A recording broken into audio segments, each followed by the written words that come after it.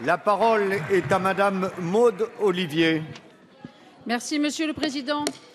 Je voudrais d'abord exprimer toute la solidarité du groupe SRC avec le drame que viennent de vivre nos amis tunisiens. Ma question s'adresse à Monsieur le ministre du Travail, de la formation professionnelle et du dialogue social.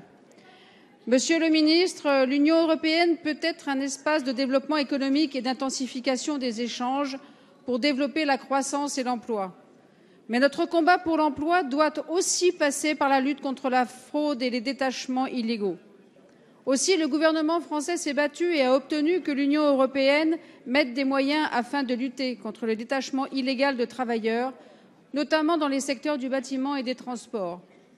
Grâce à la proposition de loi portée par mon collègue Gilles Savary, nous avons renforcé les contrôles et les sanctions.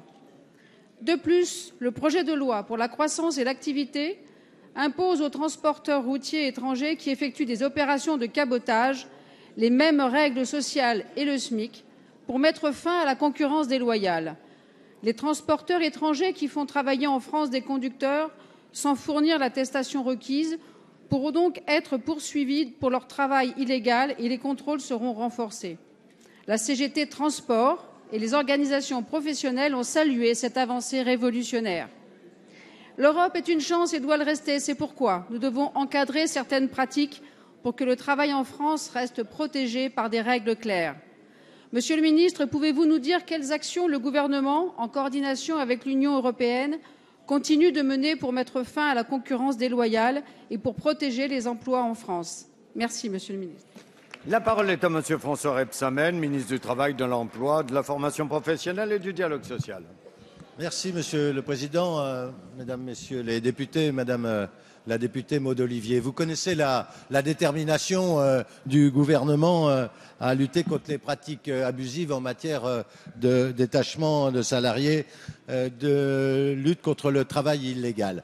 Le Premier ministre a présidé à cette occasion d'ailleurs une commission nationale pour prendre un certain nombre d'engagements.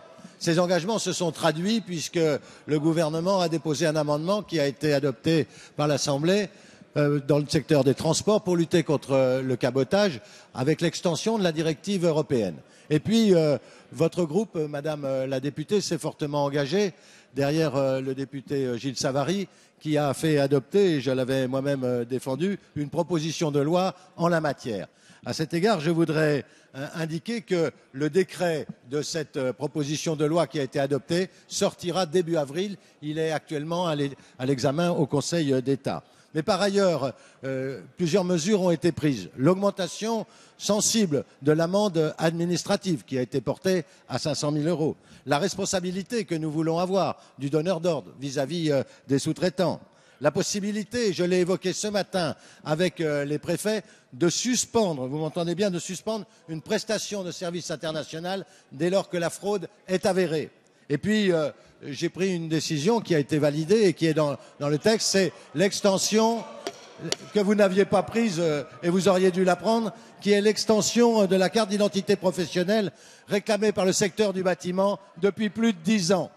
Et puis, j'ajouterai que les contrôles maintenant sont sérieusement renforcés. Il y aura 30 000 contrôles en France et 500 grands chantiers qui sont aujourd'hui identifiés. Vous le voyez, nous luttons contre le travail illégal, tout à la fois pour permettre des conditions dignes pour les salariés et aussi pour aider les entreprises qui, elles, respectent la loi. Merci.